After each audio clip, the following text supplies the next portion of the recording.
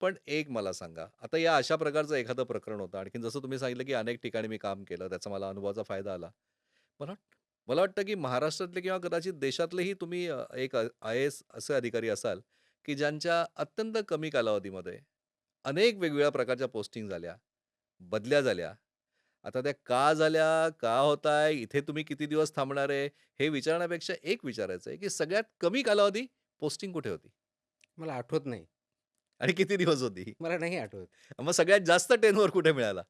आत्तापर्यंतचा सर्वात जास्त टेन्यूर सेल्स टॅक्सला भेटलेला आहे मला. किती? आय थिंक 2 वर्षापेक्षा 2 वर्ष 2 महिने असं काहीतरी मग होतं. एफ-डी-एला तो रेकॉर्ड मोडणार आहे का? का आय होप इथेही सो, आय होप सो.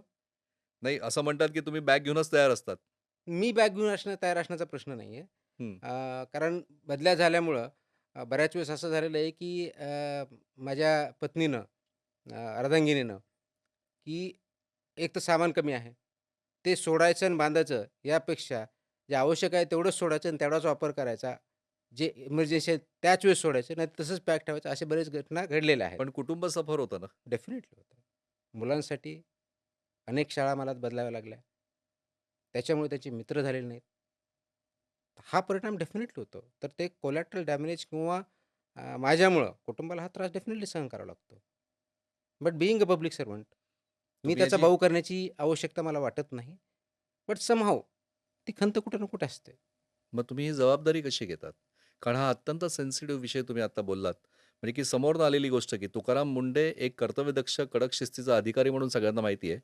पण एक हळवा कुटुंबवत्सल व्यक्ती म्हणून सुद्धा ज्यावेळेस कुटुंबाबद्दल हे बोलतोय हळव्या शब्दात, मग याची जबाबदारी कशी घेतात? काय वाटतं म्हणजे त्यावेळेस भावना काय असतात? भावना असतात, तीव्र भावना असतात. पण ज्यावेळेस तुम्ही एक पब्लिक सर्व्हंट म्हणून काम करत असतात, तर ती भूमिका मी घेतलेली आहे. लकीली माझं कुटुंब असं आहे, की मला पूर्ण सपोर्ट केलेला आहे आणि म्हणून ह्या बऱ्याच गोष्टी मी करू शकतो. त्याचे काही परिणाम जे होतात कुटुंबावरती, त्याची जबाबदारी मला ॲज अ कुटुंब प्रमुख म्हणून किंवा as a member of the family म्हणून ती माझी आहे. ती मला रेक्टिफाय करता येणं शक्य नाही आहे. म्हणजे जे काही माझ्या याच्यामुळे त्यांना परिणाम भोगावे लागतात. परंतु मला वाटतं, की हे part time parcel of the job आहे. पण आणि मग अशा वेळेस डोकं खराब नाही होत? म्हणजे अशा वेळेस राग नाही येत? ह्या सगळ्या गोष्टी आहेत, इमोशन आहेत. मी पण माणूस आहे. रॉबोट नाही आहे. त्याच्यामुळं इमोशन डेफिनेटली आहेत. पण इमोशनच्या आहारी न जाता रॅशनल विचार करून आपल्याला जी भूमिका पार पाडायची, त्या दृष्टिकोनातून पुढे जाण्याचा प्रयत्न मी करत असतो. त्याच्यात सक्सेस होतो का सक्सेस होत नाही, फेल्युअर होतं, हा आपल्या सर्वांचा ॲज अ एनालिसिसचा पार्ट आहे. त्याच्यावरती आपण ते कमेंट करू शकता. पण डेफिनेटली याचा परिणाम विचार डेफिनेटली होतो आणि म्हणून याच्यावरती इंटरॅक्शन फॅमिलीमध्ये होतं. पण ते आता बऱ्याच वर्षापासून आम्ही ते सोडून दिलेलं आहे. आईचं आणि मुलाचं कम्युनिकेशन हे जास्त असतं.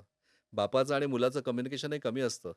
बापाला कधी-कधी मुलाशी बोलताना व्यक्त सुद्धा होत नसतं. आत्ता तुम्ही बोलता-बोलता सांगितलं, की त्याचे मित्र जुळले नाही, काही नाही. म्हणजे या गोष्टीची खंत तुमच्या बोलण्यातनं जाणवते. काय जाणवतं मुलाबद्दल? मग कसं वाढवताय तुम्ही एक बाप म्हणून कसं? म्हणजे मुलाच्या बाबतीत असं झालं, की 5वी पर्यंत त्याच्या 6 शाळा बदलल्या गेल्या. कारण दरवर्षी चेंज व्हायची. म्हणजे तो अगदी सुरुवात मुंबईपासून झाली, मग सोलापूर, मग नवी मुंबई, पुणे, नाशिक, परत मुंबई हा प्रवास त्याला करावा लागला. आणि एका ठिकाणी एकापेक्षा जास्त वर्ष कधी त्याला भेटले नाही.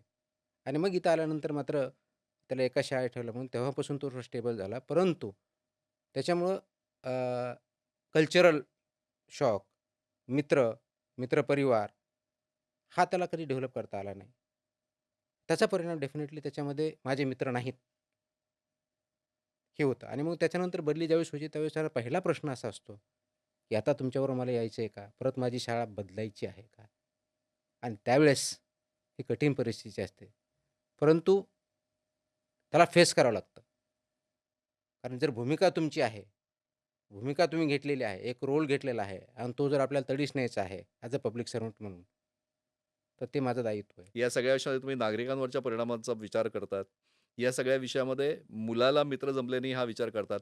पण या विषयामध्ये एक व्यक्ती अशी आहे, की जी प्रत्येक ठिकाणी तुम्हाला साथ द्यायला असते, तुमची अर्धांगिनी. तिचा विचार करतात की नाही? का त्या डेफिनेटली. ठिकाणी तुम्ही घरात गेल्यावर सुद्धा तुकाराम मुंडे असतात? नाही, घरातलं वातावरण पूर्णपणे वेगळं असतं.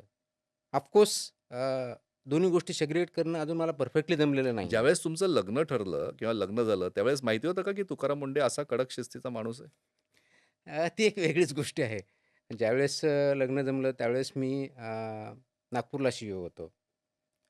माझी नुकतीच पोस्टिंग झालेली होती आणि ज्यावेळेस आमचं इंट्रोडक्शन झालं, अरेंज मॅरेज असल्यामुळं, त्या मीटिंगमध्ये बोलताना मी क्लिअरली सांगितलं होतं, की माझा स्वभाव असा आहे आणि मला हे करायचं आहे.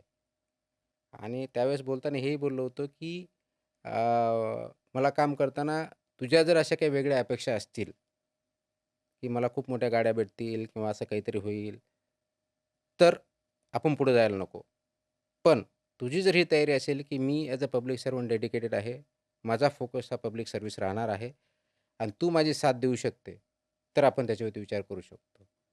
आता ह्याला ब्लंट म्हणा, चुकीचं म्हणा, बरोबर म्हणा, इतकं पण हे स्पष्ट पहिल्या बोलणं? मीटिंगमध्ये हे स्पष्टपणे बोललेलं होतं. सगळ्यांसमोर का कोपऱ्यात म्हणजे नाही, वन ऑन एकट्यात? वन ज्यावेळी डिस्कशन झालं, म्हणजे ज्यावेळेस आपण आपल्याला बघण्याचा कार्यक्रम जो म्हणतो तो झाल्यानंतर कांदे पोहे.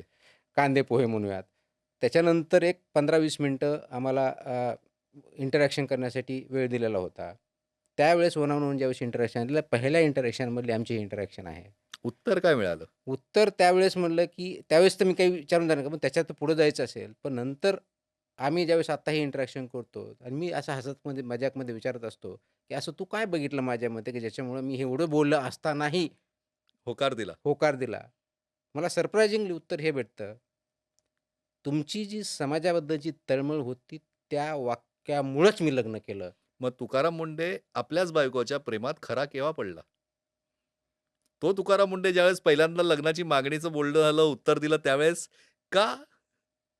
आय थिंक असं लव्ह ॲट फर्स्ट साईट असा काही प्रकार मला जाणवला नाही. परंतु जसं आम्ही इंटरॅक्शन करत गेलो, विचार जुळत गेले, आय थिंक तसं प्रेम वाढत गेलं आणि आज आमचे विचार जरी डिफरन्सेस नाही असं मी बिलकुल म्हणणार नाही, डिफरन्सेस आहेत.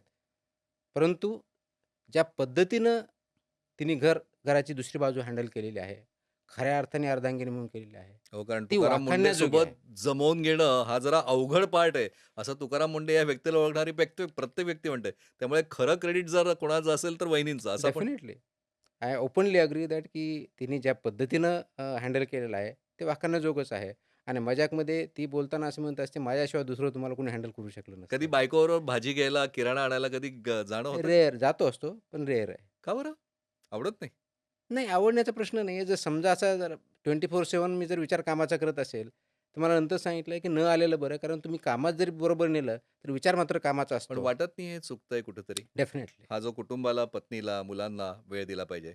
म्हणजे घराचं म्हणजे आपण सर्व्हिस म्हणून सगळ्यांचं आरोग्य सांभाळतोय ही सगळ्यात मोठी गोष्ट आहे. पण त्याचबरोबर कुटुंब हा सुद्धा आपला एक आधार असतो, मानसिक आधार असतो. कधी ते आपला आधार असतात, कधी आपण त्यांचे असतो. नाही मग डेफिनेटली. याच्यामध्ये माझ्या त्रुटी भरपूर आहेत. मी त्या ओपनली मान्य केलेल्या आहेत. त्यांच्यावरती रेक्टिफाय करण्याचा डेफिनेटली माझा प्रयत्न असतो.